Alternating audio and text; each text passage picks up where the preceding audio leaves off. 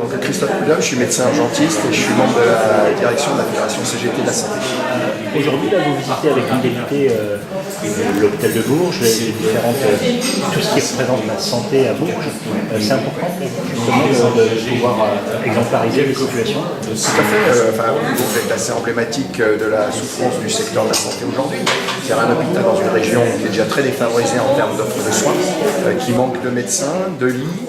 Là, nous sommes dans un EHPAD, un établissement d'hébergement pour personnes âgées dépendantes. La directrice vient de nous dire que ce qu'on appelle la convergence tarifaire, c'est-à-dire les nouveaux tarifs qui sont appliqués par l'État à ces structures, va aboutir à 450 000 € en moins.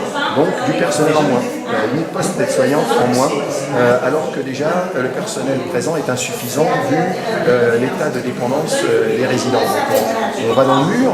Et c'est bien qu'on puisse avoir des arguments qui viennent du terrain pour qu'on s'oppose auprès de nos dirigeants à cette politique qui est en train de massacrer les services publics hospitaliers.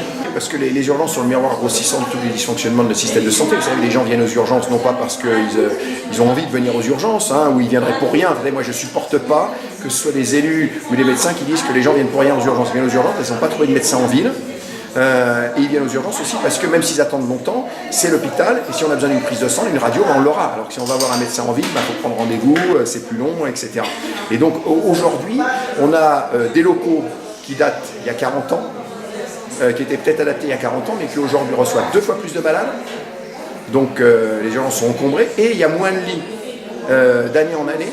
Donc on a des patients qui sont en permanence sur des brancards. Alors des patients qui sont sur des brancards, moi je vous le dis en tant que médecin, nous avons aujourd'hui des données qui ont été publiées en France et au niveau international qui montrent que quand un patient n'est pas hospitalisé dans un lit mais reste sur un brancard, il y a une surmortalité globale de 9%. Et pour les patients les plus graves, une surmortalité qui peut monter jusqu'à 30% supplémentaire. Donc vous voyez, c'est catastrophique, ça a un retentissement. Les budgets contraints à l'hôpital, les fameux plans d'économie de la sécurité sociale qu'on nous vend d'année en année, ça entraîne aujourd'hui des morts qu'on pourrait éviter, il faut le dire. Donc moi je considère que les parlementaires, la ministre de la Santé qui valide ces budgets ont une responsabilité morale sur la maltraitance des patients et sur des morts qu'on pourrait éviter. Et justement, de faire un bilan comme ça au niveau départemental de la santé dans le département, c'est quelque chose que vous faites dans tous les départements. Comment ça se passe? Écoutez, on essaye de le faire. Moi, je suis syndicaliste, donc je me dépasse beaucoup.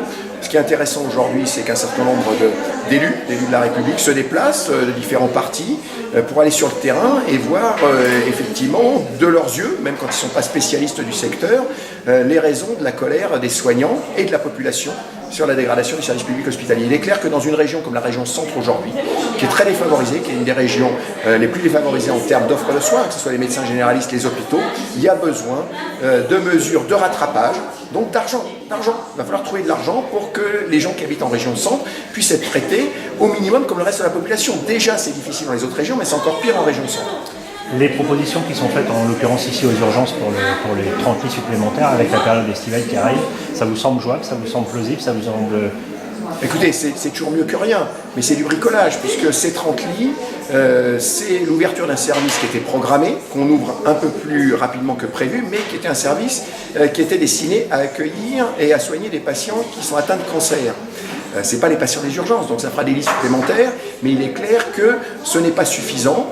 On nous rétorque le fait que c'est très difficile de trouver des médecins pour des hôpitaux comme Bourges, mais c'est de la responsabilité de l'Agence régionale de santé, du ministère de la Santé, de répartir de manière adaptée les médecins sur l'ensemble du territoire. Pourquoi laisser les médecins se concentrer dans les grandes métropoles en centre-ville et laisser les territoires comme le Cher aujourd'hui à l'abandon? Et c'est pas le seul, tout le centre, la région Bourgogne à côté est dans la même situation. Il y a besoin aujourd'hui de mesures de régulation de l'installation des médecins, tant en ville qu'à l'hôpital, pour qu'on puisse avoir des médecins en ville et des hôpitaux qui fonctionnent, qu'on habite à Bourges, à Montluçon, à Nevers, ou à Charleville-Mézières. Or, je vous cite ces villes parce que on pourrait en citer une centaine d'autres. Ce sont des villes quand même qui existent sur le territoire, ce ne sont pas des petits villages isolés. Aujourd'hui, l'offre de soins n'est pas à la hauteur de ce qu'on sont en droit d'attendre les citoyens qui payent des cotisations sociales pour avoir un service de santé de qualité à proximité dans les territoires.